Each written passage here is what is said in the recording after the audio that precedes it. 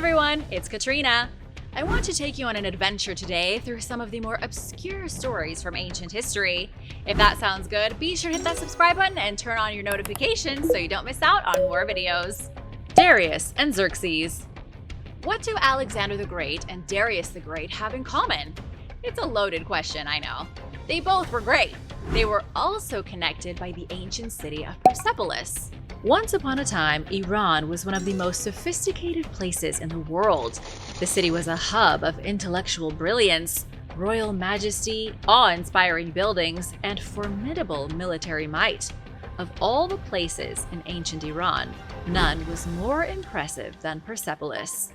Persepolis was founded by King Darius I around the beginning of the 6th century BC. It started as a complex for the king of Persia. As it grew, more palaces were built, along with homes and businesses, and then boom! Persepolis was the capital of the Persian Empire. I say Persepolis, but that was its Greek name. The city started as Parsa. The history behind its inception is dubious. Darius supposedly murdered his brother Bardiya, who took the throne in 522 BC and showed up dead to work. It's even worse than showing up hungover. The alleged assassination caused the people to freak out, so Darius built a new capital as a way to distance himself from the drama. The city showed off the incredible wealth of Persia. It was one of the first times an international trading network was used to build a city from scratch. Wood was brought from Lebanon, cotton from Egypt, and gold from India. No expense was spared in the creation of Parsa, though you wouldn't believe it by looking at the ruins today. A few random pieces are still standing, and you can get a vague sense of how impressive the place used to be. But there really isn't much left of it besides some fragmented gates, decorated doorways, and staircases. But in its prime, there were great audience halls, statues that rivaled the Colossus of Rhodes, and much more. After Darius's death, Xerxes took over. He was infamous for his sadism. He was cruel and spent even more money than Darius. He was also a womanizer. He wanted to outdo his father, so he had his own palace built, and it was bigger than anything else in Parsa. Then came Alexander the Great in 330 BC. Parsa was burned to the ground. Alexander and his soldiers set fire to the city as revenge for Xerxes' attack on Athens more than a century earlier in 480 BC. Those Macedonians really know how to hold a grudge. With those flames, the pride of Persia was reduced to charcoal and dust. Nobody bothered with Persepolis again until archaeologists showed up in 1971. The Black Pyramid of Amenemhat. The Black Pyramid of Amenemhat III is one of the weirdest pyramids of ancient Egypt, but the name is a total lie. It's not black, not even a little. It hardly even looks like a pyramid. You could climb to the top of this thing and not realize you had just scaled an ancient monument. It's in horrible shape, and there isn't anything remotely triangular about it. As far as the historical records go, the Black Pyramid was created by Pharaoh Amenemhat III during his reign between 1860 and 1814 BC. It was built at Dashur, where 11 pyramids once stood proudly against the desert sky. But today, only 5 of them remain. The Black Pyramid earned its name because of the way it's currently decaying. The pyramid has deteriorated so much that it's a pile of dark rubble, indistinguishable from the rest of the desert. Almost 4,000 years ago, the Black Pyramid was massive. It originally stood 246 feet tall and was completely covered in limestone. It had a mortuary temple, a courtyard, and 10 shaft tombs going deep beneath the structure. The reason Amenemhat's pyramid is considered forbidden history is because of what happened after the pharaoh was buried. At some point after his death in 1814 BC, and before the end of the 13th dynasty, Egypt started to fall apart. In Dashur, all the incredible pyramids and temples had been made for the pharaohs. But now, the Egyptian royals didn't have enough money to pay for security to keep the valley safe. Pyramids were looted for the first time, resulting in priceless treasures being robbed. And then, Amenemhat's tomb was desecrated. There is some evidence that 100 years later, new pharaohs tried to repair the damage, but the effort was quickly abandoned. The temples were then used by locals as granaries, as the power of the pharaohs sharply declined.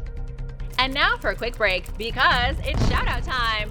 I want to give a big thank you to Ron Stein and Byron Thunderwing for supporting this channel. Be sure to subscribe if you haven't already for more videos about amazing discoveries, or dinosaurs, or forbidden history. Slavery in Pompei. One of the most disturbing finds ever was recently made in the ancient Roman city of Pompei.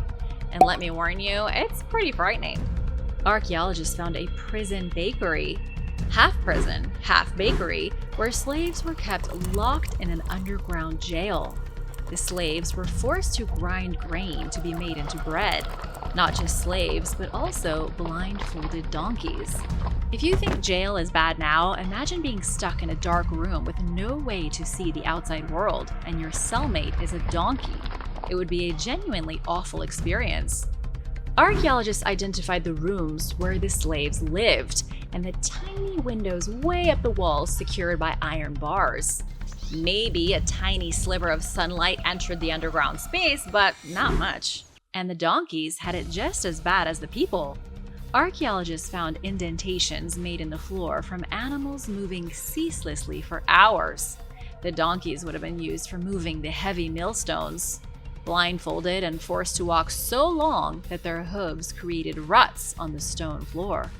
The people of Pompeii were evidently barbaric when it came to slaves. This bakery isn't the only example of such a dismal place in the ancient city. The bakery is in what's known as the productive quarter. It was a section of town, roughly 108 acres, populated by industrial businesses. And most of them ran on slaves. Director of the Pompei archaeological site, Gabriel Zuchtriegel, referred to the discovery as the most shocking side of ancient slavery. The bakery is direct evidence that the Romans were unapologetically brutal. So, do you think that maybe it was for the best that their empire collapsed? As many as 1 in 3 people of the population in Italy were slaves, and they didn't have Human Rights Watch back then. 300-million-year-old machine gear. In Russia, a miner discovered a piece of coal that was different from all the rest.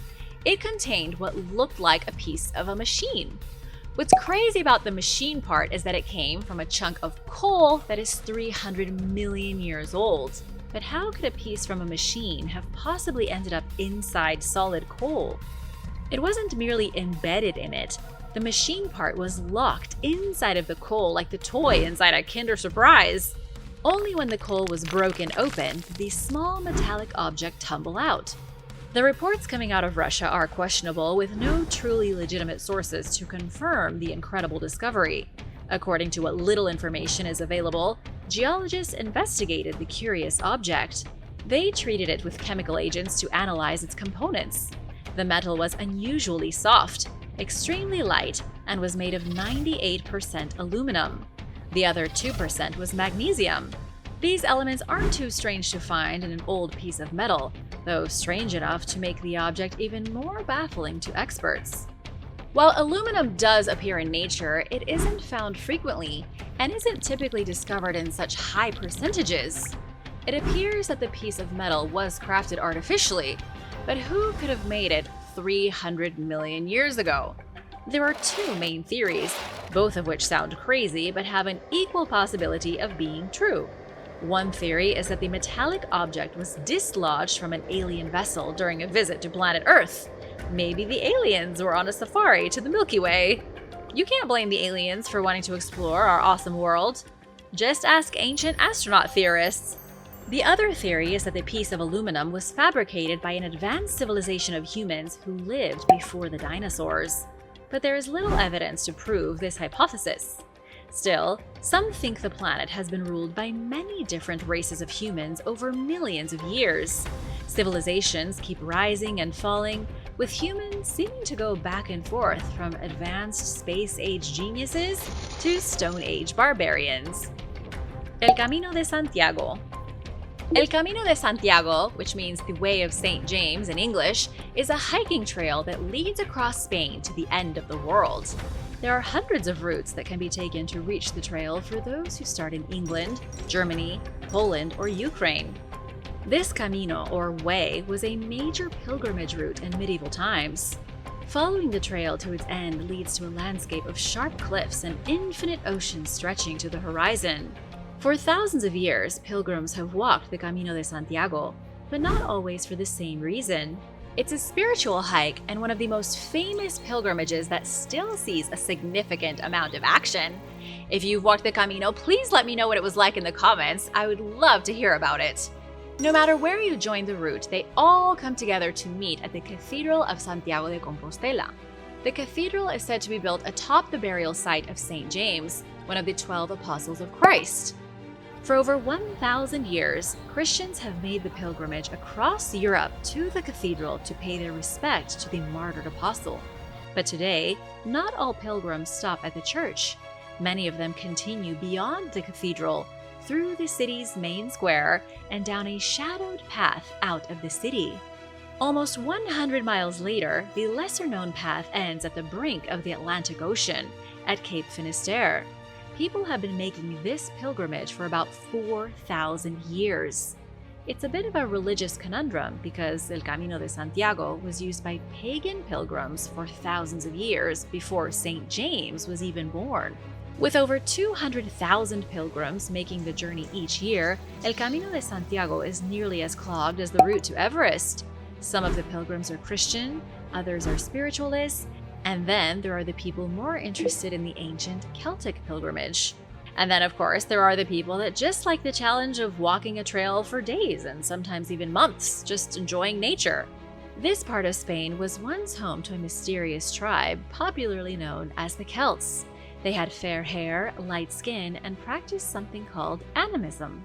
The Celts believed everything in the physical realm had a spiritual entity. Every rock, tree, and even the water itself has a spirit. At places where water meets rock, like at the dramatic coastline of Cape Finisterre, Celts held special reverence. The Celts constructed a great temple at Cape Finisterre named Ara Solis. Nobody knows when it was built, only that it must have been before the rise of the Roman Empire. It was a place of pagan sun worship, where Celtic animists met to praise the big burning ball of gas in the sky. The solar temple was a tourist destination long before vlogging and travel guides became popular. It was mentioned by Pliny the Elder in his book Natural History, which was written in 77 AD. Historian Ptolemy also mentioned it in his book Geographia, written in 150 AD. Because of these records, historians know the temple was a popular destination. Now, here's where things get a little dark. When Christianity became popular in a big way, animists slowly started to be abolished. There's even a rumor that in the 1st century AD, St. James destroyed Ara Solis with his own hands. Christian pilgrims didn't start visiting Santiago de Compostela until the 9th century AD. It was around then that the cathedral claimed to be the burial place of St. James. Whether or not the bones are there is sort of a matter of faith. The belief gained popularity, as did the old pilgrimage route, and it's still a popular route. Over 300,000 people walk the Camino every year. The bit of history that most people don't know is that Christians are following a sacred route that was once taken by ancient people who worshipped the sun. The Aquatic Man. I don't know about anyone else, but I really wish we could breathe underwater. Doesn't seem fair that we're stuck on land like some sad terrestrial landlubbers. But things may not have always been so dry for humans. There is evidence that our ancient ancestors weren't apes who evolved in Africa. Instead, they were amphibious apes who crawled out of the ocean and developed great big brains. If true, this would mean that humans came from ape-like mermaids and mermen. There is even a name for the hypothesis, the aquatic ape theory. It's been around for over 50 years and has split the academic community in half. Some treat the theory with illogical anger, but others think it's totally possible. Do you know who supports the theory? I'll give you some clues. He is British, and you would definitely recognize his voice in a hurricane. His name is David Attenborough.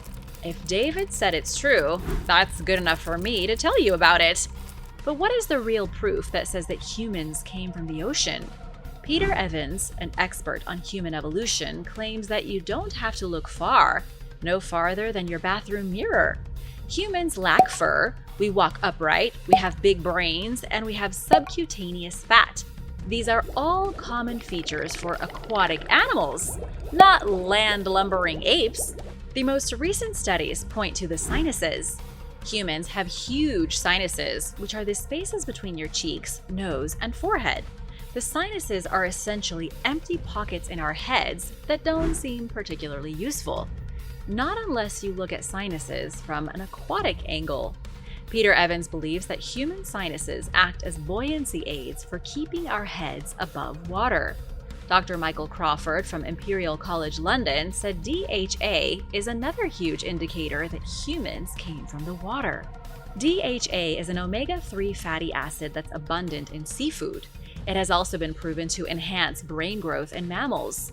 DHA is so important that it's been singled out as the reason that dolphins are so much smarter than zebras, even though they both have roughly the same body size. More and more scientists like Dr. Michael Crawford are starting to agree that the human brain couldn't have evolved if not for eating fish and living in the water. Maybe this theory could explain why we like spending so much time at the beach. What do you think about this theory? Let me know in the comments. The Acadian Massacre.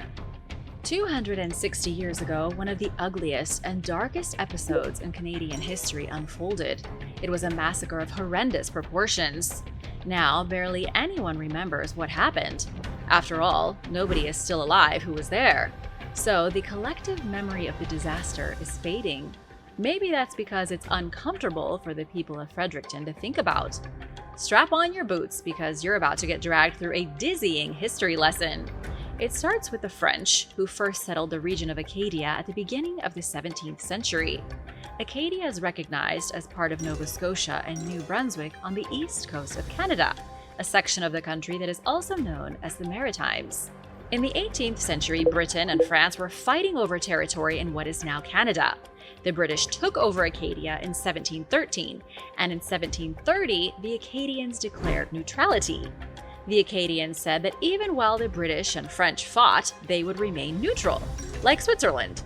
The British built fortresses, the French built naval bases, and tensions mounted throughout the 1740s and 50s. Then, sick of having to deal with the Acadians, the British decided to get rid of them.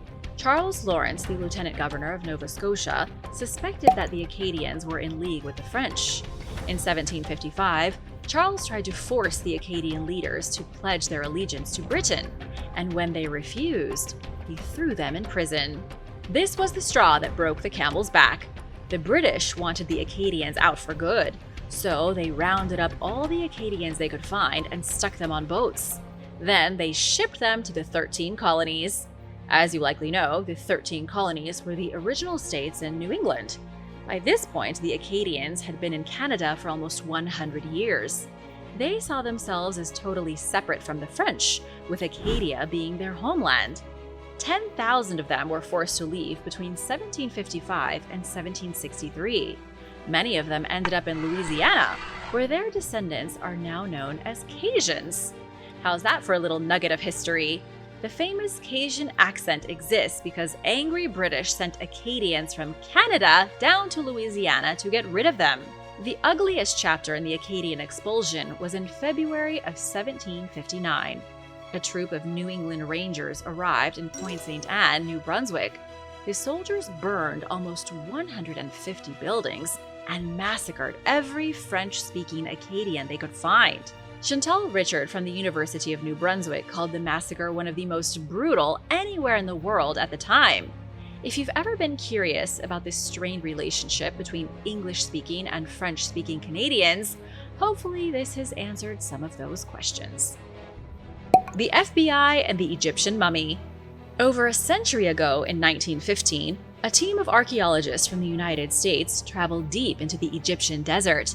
At the necropolis of Deir el-Bersha, the scientists hoped to find treasure and mummies. It was 7 years before the tomb of Tutankhamun would be found by Howard Carter, plunging the world into Egypt mania. The archaeologists blasted into a hidden tomb. Inside the dark limestone chamber, they found something that would haunt their dreams for the rest of their lives. A severed head was sitting on a cedar coffin like a table lamp. It was gruesome. though luckily the head was mummified. It likely wasn't as scary, draped with dry bits of skin, although I guess it depends on what you define as scary. The room in which the archaeologists had burst into like the Kool-Aid Man belonged to a governor and his wife.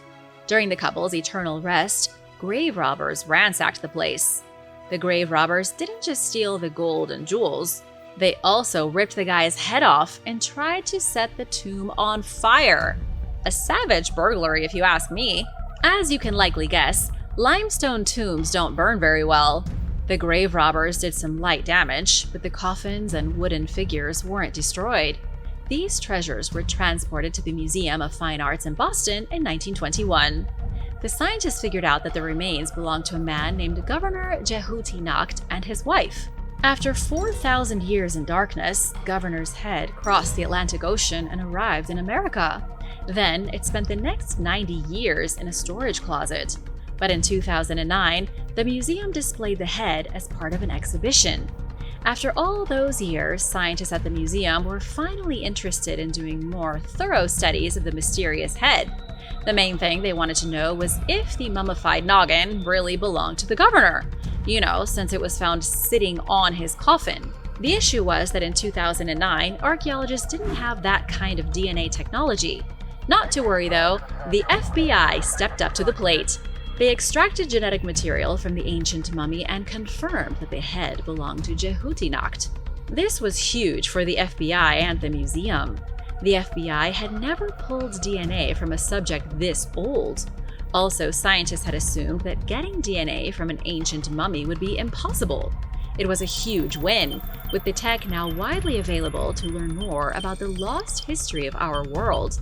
The next time you think about doing something illegal, keep in mind the kinds of tools the FBI has at its disposal.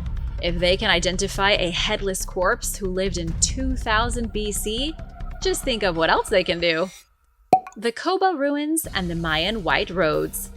The ruins of Coba don't see much action from tourists.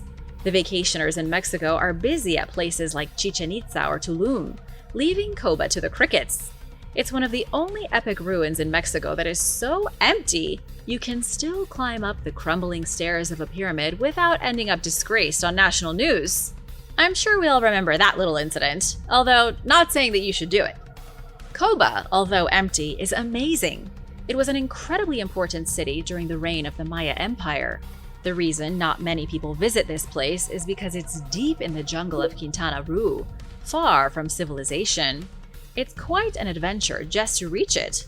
The adventure is worth it though for a few reasons. The biggest reason of all is that you can climb the largest pyramid in the ruined city. I mean, who doesn't want to climb a pyramid? The pyramid is called Ixmoja. It rises 138 feet above the jungle towards the clouds. Ixmoja is positioned right at the heart of Coba and gives you unbelievable views. You can see across the entire jungle as far as the horizon goes.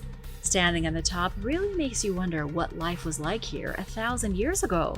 Coba also has an interesting history, which is how it made it into today's video. The real claim to fame here is Coba's unique road network. Over 40 roads have been discovered in the city, and 16 of them are currently open to the public. The roads rival anything made by the Roman Empire. They are raised stone pathways, real city streets which weave through residential areas and way out into the jungle. Here's something you likely don't know about the Maya. There is no evidence they ever figured out how to build the wheel. I know, it's crazy to think a civilization that invented calendars couldn't craft a solid circle, but it's true. Archaeologists have never found evidence of a Mayan wheel.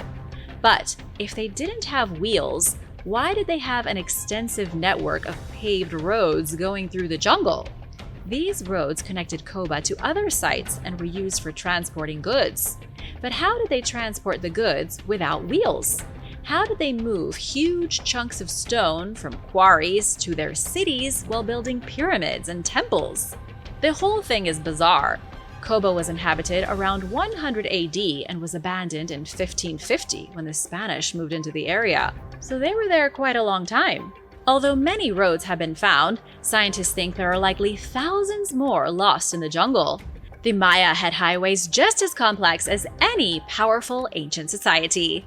Are you surprised by this? Let me know. The Royal Ring. An outstanding piece of jewelry was recently discovered in Denmark that has shocked mainstream historians. This small piece of jewelry is a plain gold ring with a red stone embedded in the center. It could be connected to a previously unknown royal family, one that could have ties to the ancient Merovingian rulers. The ring was found in southwest Jutland. It was uncovered by Lars Nielsen while casually searching for treasure. Lars gave the ring to the local museum, but not before he made a replica for himself. And what do you think Lars did with his ancient ring replica? He gave it to his wife as a Christmas present. How romantic is that? At the museum, the mysterious ring was studied by Kirstine Pommergaard. She soon realized that the ring was very similar to other rings that were worn by Merovingian royalty. The Merovingians ruled the Kingdom of France after the fall of Rome. They were arguably the most important family in Europe during the Dark Ages.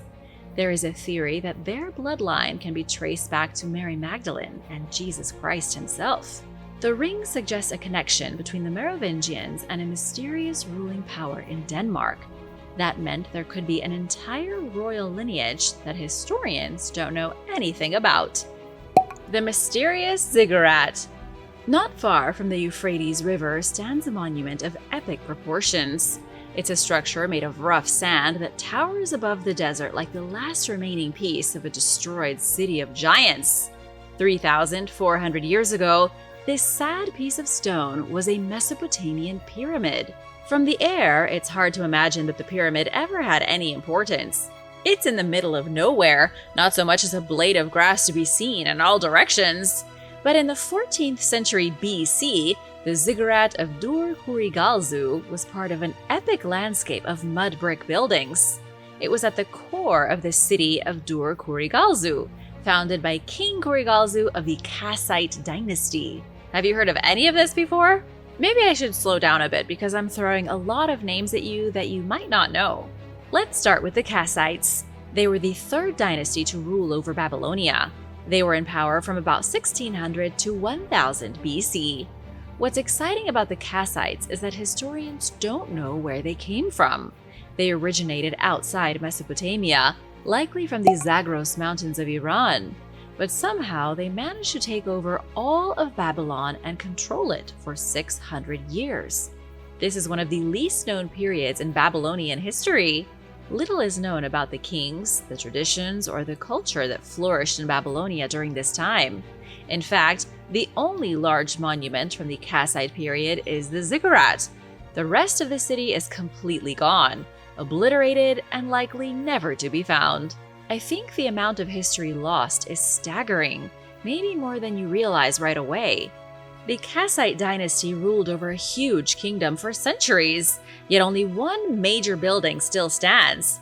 Compare that to the thousands of Roman structures across the world, and you get a sense of how much was lost in Babylonia. As for the Ziggurat, it was likely dedicated to Enlil, the most important god to the Babylonians. Even after the city fell in the 12th century BC to the Elamites, it continued to be an important stop on the trading network across Mesopotamia. In modern times, caravans use the pyramid as a landmark on their way to Baghdad. It's even been confused with the Tower of Babel. Secrets of the Lincoln Cathedral. The Cathedral Church of the Blessed Virgin Mary of Lincoln, more commonly known as the Lincoln Cathedral, towers above the red brick buildings of Lincoln in England. It's a monument to the power of the Church of England, with its first stones being laid in 1072. This cathedral is the most important piece of architecture anywhere in the British Isles. But does it look that impressive to you? Somewhere deep inside its vaults is one of only 4 surviving copies of the Magna Carta. In 1311, when the cathedral was completed, it became the tallest building on the planet. For 3,000 years before that, the Great Pyramid of Giza had held the title. Inside the cathedral is the tomb of Eleanor of Castile, Richard Fleming, Catherine Swynford, and the bodies of 20 other important people from British history. It also has a stone gargoyle named the Lincoln Imp, which was supposedly once a demon. The imp was unleashed by Satan to do evil work, but was turned to stone by an angel that sprang from an open Bible. Demonic or not, he's kinda cute for a gargoyle. Lincoln Cathedral is home to the Wren Library, which contains over 277 ancient manuscripts. One of the more gruesome features is the Shrine of Little Saint Hugh. The shrine is blackened, old, and looks extremely rough. The tale of Saint Hugh dates back to 1255, when young Hugh went missing for several weeks. His mother eventually found him at the bottom of a well, and sadly, he wasn't alive. A rumor started to circulate that Hugh had been offered up as a ritual sacrifice by a local Jewish man named Copin. For a cathedral as old as this one, it's surprising that the tale of Saint Hugh is its only dark secret. As the rumor of Hugh's untimely demise spread through Lincoln, the people gathered their pitchforks and torches. 92 Jewish people were dragged out of their houses and brought to the Tower of London. 18 of them were dragged through the streets tied to horses, while others were hanged or had their property confiscated. The rest were forced to pay a ransom and were then released. 4 decades later, King Edward I would expel all the Jewish people from England. Hugh was made into a saint and a martyr, though the church never officially canonized him. Nobody knows if Hugh was really sacrificed or if he had just fallen into the well by accident. Training gladiators. The Colosseum is a pretty impressive piece of architecture, but in its shadow is a ruin I find even more exciting. It's a ruin that few people know exists because it is partially hidden underneath Rome's modern streets. The history of this place is bloody, brutal, and invigorating.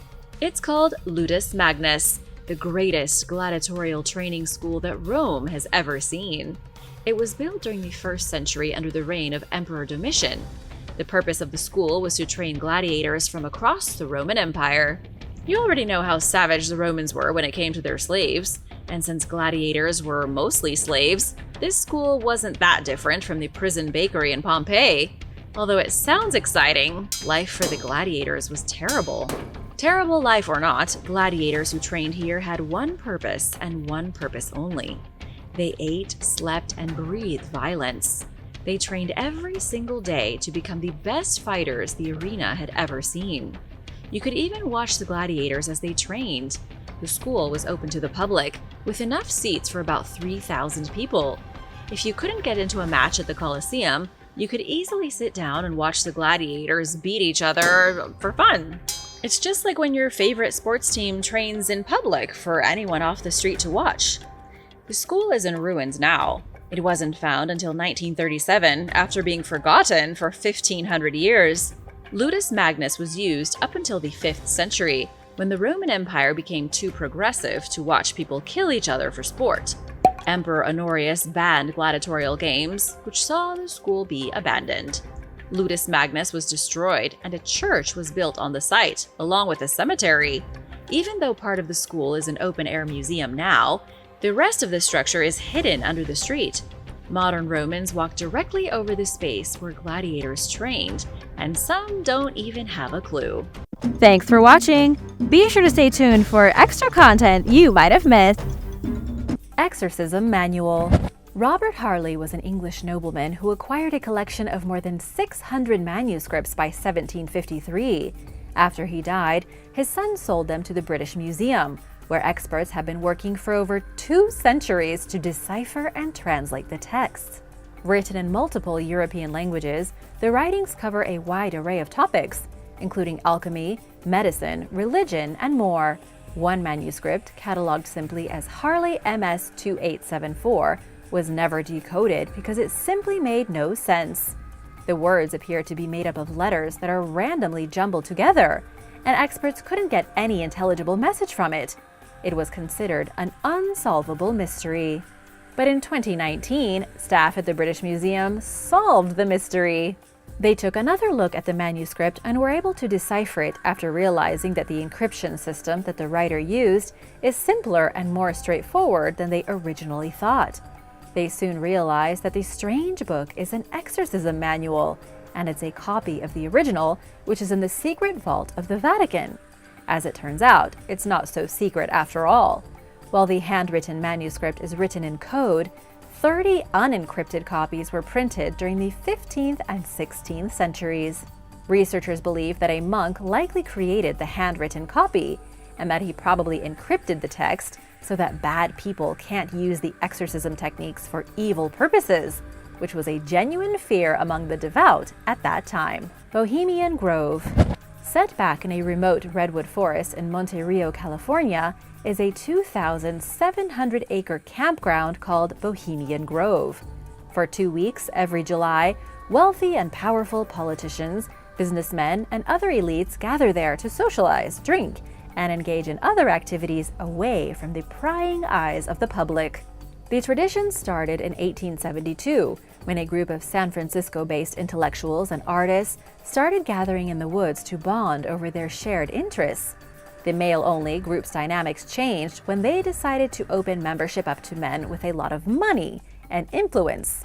It didn't take long before these well-off recruits took over the club's leadership and ousted its more bohemian or hippie members. Past members include Nelson Rockefeller, Richard Nixon, Walter Cronkite, Theodore Roosevelt, Colin Powell, and Dwight D. Eisenhower, just to name a few. Nobody knows exactly what goes on at the Bohemian Grove gathering. Only men are allowed to attend, and it's said that the event's motto discourages work of any kind while it's going on. In other words, it sounds like a place for members of America's upper crust to let loose, without having to worry about media scrutiny or any other problems that might happen if they partied in plain view.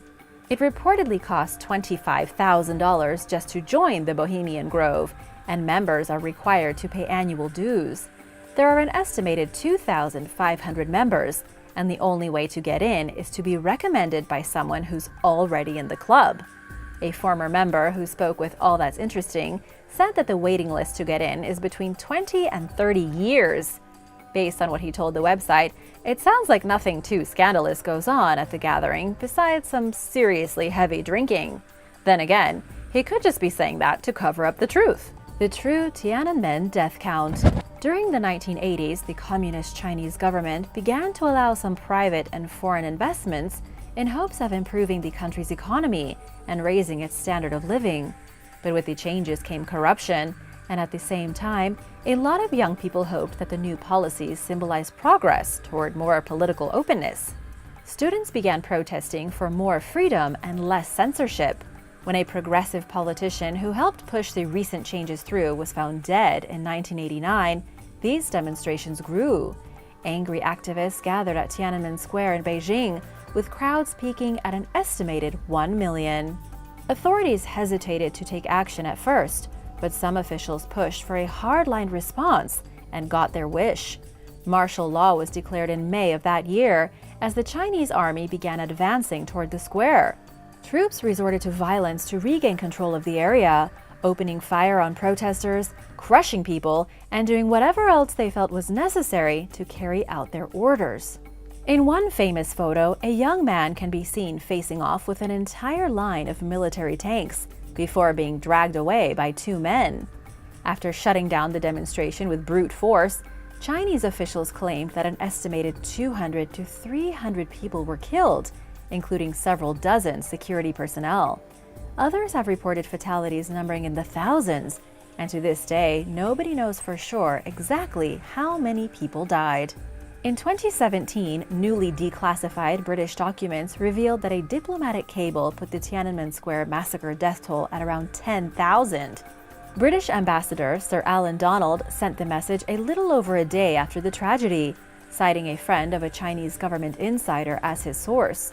He went on to clarify that the person had proven to be a reliable source in the past, and that he was mindful to differentiate facts from speculation and rumor.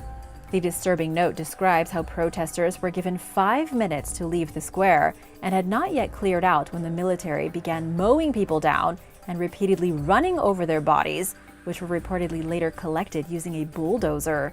Some people begged for their lives, only to be mercilessly slaughtered on the spot.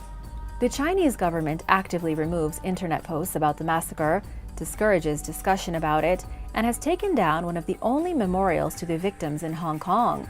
Sadly, many, if not most, members of the younger generation are kept largely in the dark about the injustices that occurred that day, and it's clear that the country's leaders don't want the rest of the world to know the details either.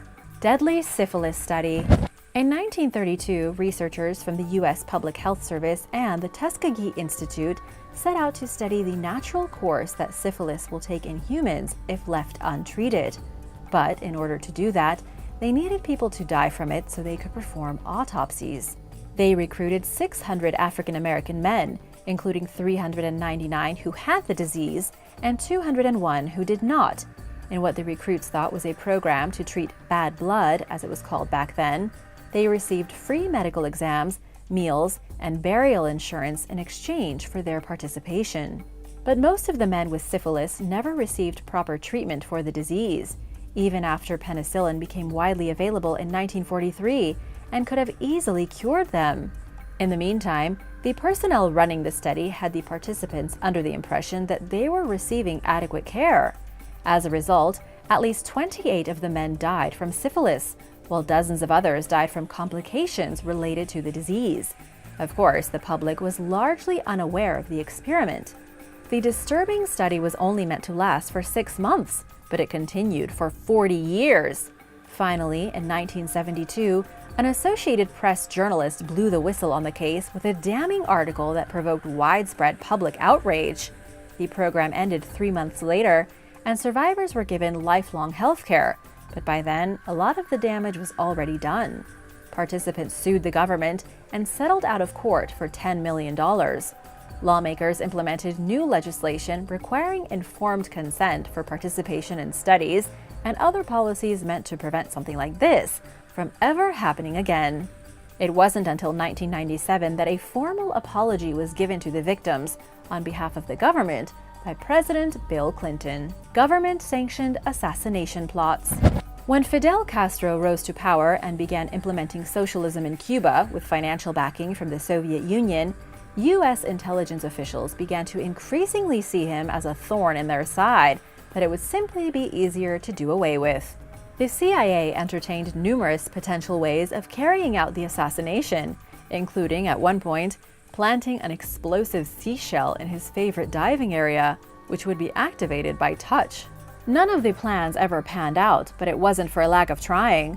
On one occasion, the agency tried to somehow get Castro to smoke an explosive cigar laced with a deadly toxin.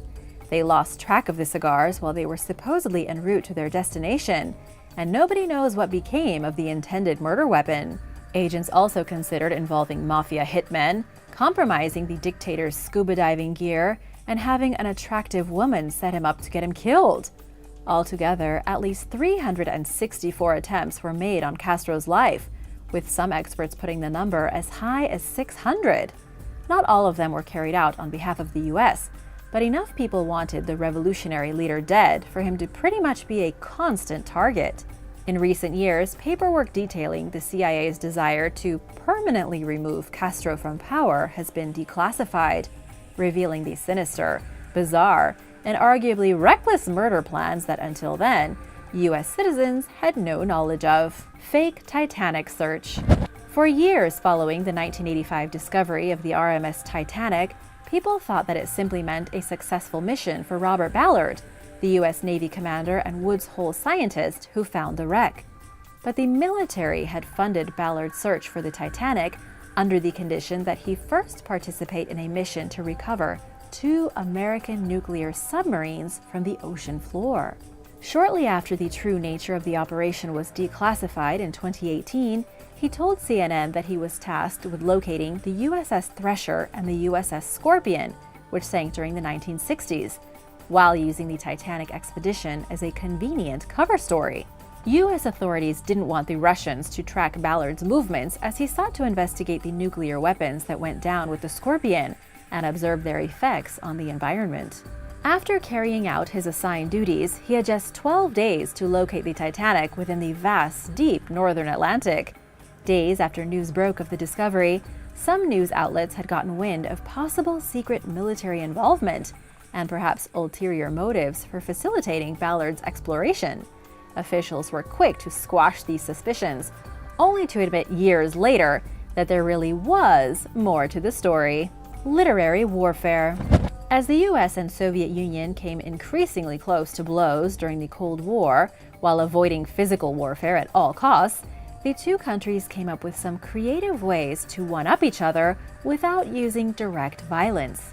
In 2014, newly declassified documents revealed that the CIA printed Russian-language copies of the Boris Pasternak novel Dr. Zhivago and distributed them to civilians throughout the Soviet Union. The meddling began in the late 1950s.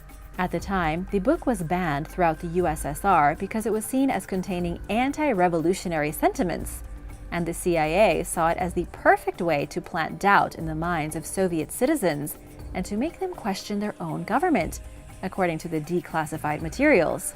They believed that people would really appreciate the book and that it would instill them with reminders that people deserve freedom and privacy from the state. Confident that the story would counter the Soviet philosophy of excessive self-sacrifice for the greater good, agents passed copies out to Russian tourists at the 1958 Brussels Universal and International Exposition. As part of their training, CIA officers were instructed on how to strike up conversations about literature with any Soviet visitors or officials they might encounter in the West. They were encouraged to discuss topics like communism versus freedom of expression, as well as the plight of individuals who are forced to live in communist societies, according to a 1959 memo.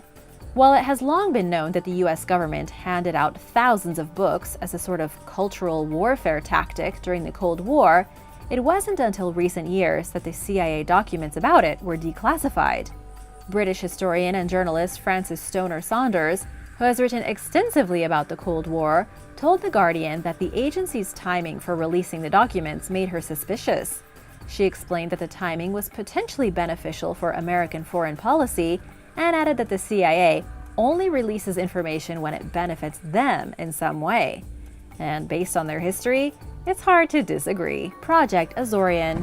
In 1968, a Soviet submarine known as K-129 sank roughly 1,600 miles northwest of Hawaii in the Pacific Ocean. 4 years later, the CIA embarked on a top-secret mission to recover the submerged vessel from the ocean floor. Codenamed Project Azorean, it was one of the most expensive and complicated Cold War operations undertaken by the US government. The Soviets didn't know where the wreck was located, but American surveillance equipment had detected the explosion that happened the day the submarine sank, so authorities knew exactly where to look. They recovered part of the ship, but 2/3 of it broke off and descended back to the sea during the recovery. In a proposal set forth by Defense Secretary Melvin Laird and National Security Advisor Henry Kissinger, the operation's purpose was to obtain a nuclear missile on board the vessel, as well as cryptographic materials. The project received widespread media attention, but the CIA strived to keep almost all the details of it confidential, including the specifics about what they recovered during the mission and how successful it was. Some people, including a respected Time magazine journalist, suspected that Project Azorean itself was meant to function as a cover-up for another secret mission and to keep people distracted from something else going on. These allegations have never been proven, but it's hard not to wonder when the publicly disclosed details surrounding the operation remain murky to this day. Jason and the Golden Fleece. Scientists in the country of Georgia recently discovered evidence that could confirm the reality behind one of the most famous myths in Greek history. This is the story of Jason and the Golden Fleece.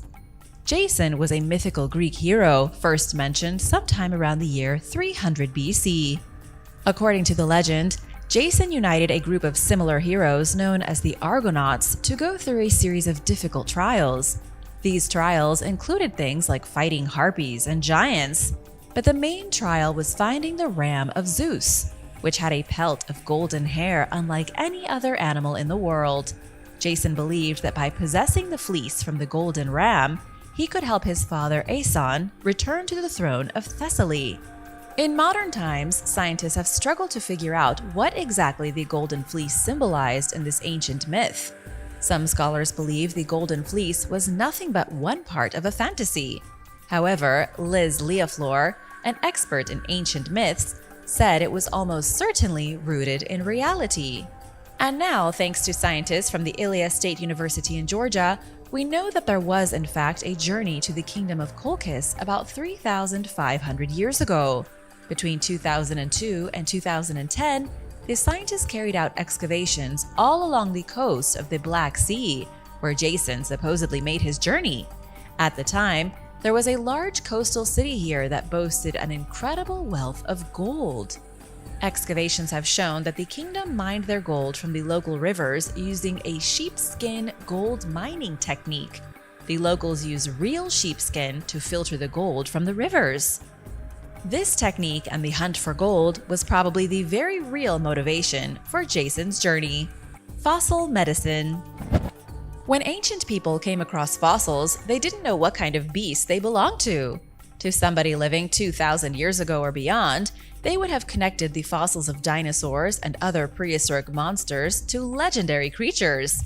And if not legendary creatures, then demons, gods, or anything else from their local mythology.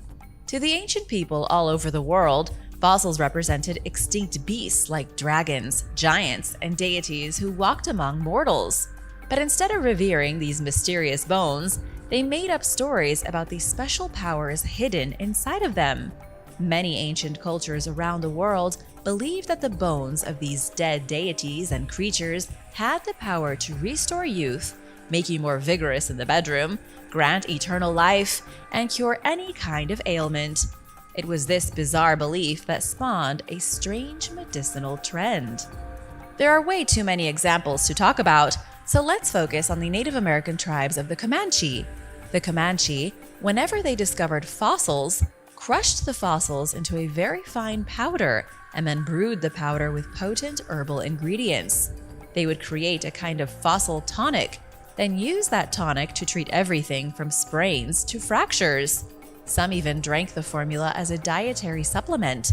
They believed fossils belonged to the bones of prehistoric ogres that they called mu-pits, huge beings who had walked across North America before gradually going extinct. The ancient vampire slayers. In 2022, a mysterious vampire slaying kit was sold by Hanson's auctioneers for the small price of about $20,000. The kit was owned by a British aristocrat who thought it would be fun to put it up for sale. But nobody had expected that the vampire killing tools would cause an international bidding war. People from France, the United States, and Canada were bidding on the bizarre artifacts. We don't know who finally purchased the item, as their identity has been kept a secret. But according to the auctioneers, the vampire slaying kit is a very real artifact made in the 19th century.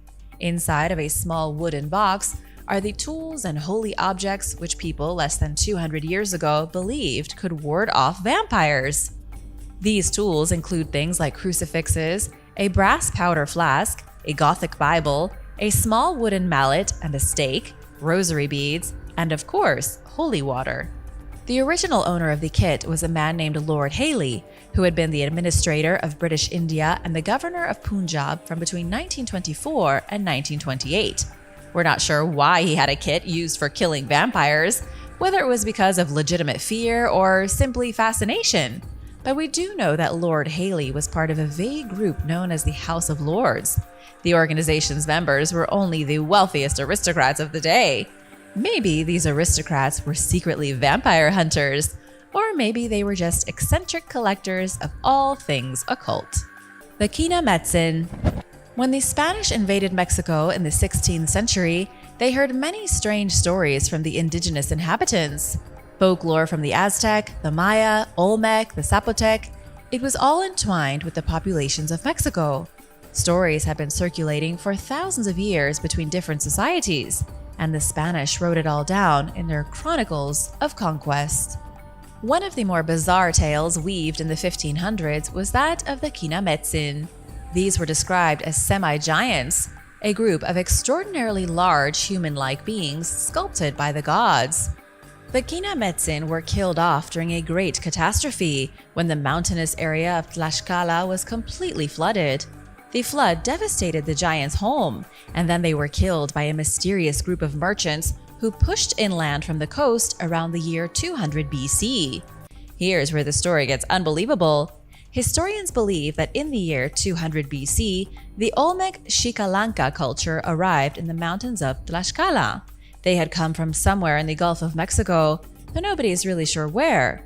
Some historians have suggested that when they met the people living in Tlaxcala, the Olmec Xicalanga wiped them out and then stole their land. This was 1500 years before the Spanish did the same thing. There hasn't been any physical proof found that a small tribe of giants really did live here, but the legends told in the 1500s do match up almost perfectly with real historical events. The Devils Dyke and the lost city of Troy. There is a mysterious dike near Cambridge in England. It's called the Devils Dyke, and it emerges from the ground as a kind of hump, long and smooth and going for nearly 8 miles in a straight line. Most historians agree the enormous bank and ditch were probably built by the Anglo-Saxons, likely used as some kind of defensive barrier.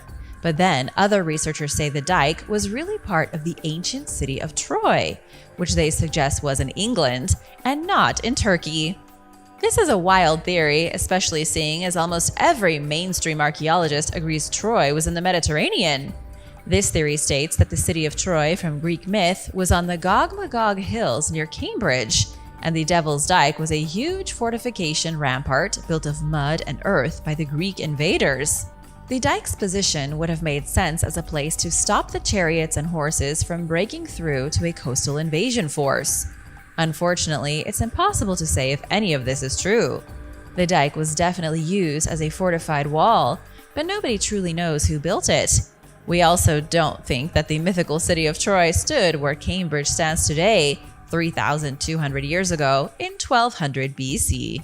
The Secret Alchemist. Tycho Brahe was a secret alchemist and Renaissance scientist who dabbled in astronomy, the unusual, and had a bizarre fixation with gold. He was also wildly wealthy, and he was an unusual eccentric who lived a mysterious life. He even owned a pet moose. He was born in 1546 and is known today for taking the first detailed measurement of Mars' orbit. He was indeed a brilliant scientist, but couldn't escape the oddities of the European Renaissance. For example, Tycho Brahe lost his nose in a duel and then wore a fake one on his face. He also hired an assistant named Jep because he suffered from dwarfism, and Tycho believed he had supernatural clairvoyant abilities. He was so rich he owned roughly 1% of Denmark, his native country. And then there was the alchemy. According to Sheila J. Rabin from Oxford Bibliographies, alchemy was the peak of scientific endeavor in the 16th century. In 1575, Tycho was busy performing experiments, but nobody knows what kind of experiments he was doing. When his corpse was exhumed in the year 1901, 300 years after his death, scientists analyzed his hair. It was found that Tycho had a gold content 100 times higher than a normal person in his hair. This would mean that during the last 2 months of his life, he was excessively exposed to gold. We don't know what he was doing in his Renaissance laboratory, but it definitely had something to do with gold. Considering his obsession with alchemy, he may have been trying to figure out how to replicate gold by means of magic. Supernatural ley lines. Archaeologist Alfred Watkins made a strange discovery in 1921. He realized that many ancient sites across the globe are peculiarly aligned. Whether the site was made by human hands or entirely natural, they all seem to be set in a straight line. By connecting all of these magnificent sites, Alfred surmised that they had all been built on energetic channels underneath the planet's surface. He called these channels ley lines and was the first to suggest that such avenues of energy were required for opening the door to the supernatural. The concept itself is easy. Ley lines crisscross the globe and carry supernatural energy from another dimension. Ancient people could sense that energy, feel it like the heat of the sun on their backs, and so they made their monuments on it. The pyramids of Giza, Chichen Itza, and even Stonehenge, and that's only the beginning. Skellig Michael, the mysterious island monastery off the coast of Ireland, is connected in a straight line to Mont Saint-Michel in France, Sacra di San Michele in Italy, and Monastero di San Michele in Greece. There is a straight line of religious buildings, and every single one of them is named Michael, and nobody can explain why. This kind of thing repeats itself all over the globe. But why? Are ley lines real? Are they really moving energy across the globe? It's quite the mystery. The terrible Pied Piper. There is one forbidden piece of history that involves a man we've all heard of at least once. He's the Pied Piper, and his story was made immortal by the Grimm brothers in their book of children's fairy tales published in 1816. But his story goes back much further. The original legend is that the Pied Piper was hired to get rid of the rats plaguing the medieval German town of Hamelin. The rats were a major nuisance. They were spreading disease, and the townsfolk had no idea how to get rid of them. So the Pied Piper came along with his magic pipe, played a tune that the rats couldn't resist, and lured them out of the city with his instrument's magical powers. But that's when things turned dark. He asked the citizens of Hamelin to pay him for his service. They refused, and so he went back to town and used the power of his musical pipe to lure away their children. Once he was gone with all of their kids, who knows what kind of horrible things he did to them? What's interesting is that there are a lot of theories about who the Pied Piper really was. While most people will tell you it was a simple fairy tale, it may have very much been real. First of all, Hamelin was devastated by the plague, which was carried by rats. Second, the original record of the Pied Piper doesn't mention rats whatsoever. The oldest written account of the Pied Piper is from 1284. A man supposedly came into town and stole 130 children and fled. The Pied Piper may have been a kidnapper of kids, not a catcher of rats. Royal witches. England has a long history of magic. Witchcraft, sorcery, and necromancy have been prevalent for nearly 1,000 years. But in truth, pagan witchcraft almost certainly goes back even further. In the 15th century, the English monarchy was allegedly infiltrated by women practicing magic. King Henry IV's second wife, Joan of Navarre, who lived between 1370 and 1437, was accused of using evil magic. She allegedly tried to use her magic to murder her stepson, Henry V. So Joan was locked up in Leeds Castle for years, until finally released by Henry V after he forgave her on his deathbed. Several decades later, her stepdaughter-in-law, Eleanor Cobham, the Duchess of Gloucester, was accused of using her own evil magic to kill yet another son of Henry, King Henry VI. There were so many Henrys at the time, it must have been difficult even for them to keep track of who was who. It was said that Eleanor was a practitioner of necromancy and that she had been trying to use demonic forces to kill Henry VI. She was convicted and imprisoned in Beaumaris, a remote Welsh castle, until she died. While the kings were able to convince the population that these women were witches, historians believe they probably just said that as justification to get rid of unwanted female companions. The Moon Mission of 1640. Apollo 11 journeyed to the moon in 1969, but it was hardly the first attempt. Over 300 years earlier, in the 17th century, Dr. John Wilkins tried to organize his own moon landing during the English Civil War. During the 17th century, there was a huge boom in scientific interest and exploration. John Wilkins was inspired by explorers like Columbus and Magellan. He believed that if they could reach the New World by boat, he too could reach the moon hovering up in the sky. He didn't even think it would be that far away. According to historian Dr. Alan Chapman, John Wilkins was riding an unprecedented wave of scientific advancement. In 1638, Wilkins wrote a book claiming the moon was inhabited by a group of people named the Selenites, and that it would be possible to trade with them, just like trading with the Native Americans in North America. So the doctor tried to build a flying machine. It was to be a chariot that he could ride all the way into the sky and to the moon. He experimented with building flying machines at Wadham College in Oxford in 1654, but by the 1660s, it became pretty clear he didn't know what he was doing. He had gotten all kinds of money together, brought together the brightest scientific minds he could find, and then came to the harsh realization that he had no idea how to build a spaceship. Thanks for watching! Be sure to subscribe if you haven't already for more videos about amazing and weird history. See you next time. Bye!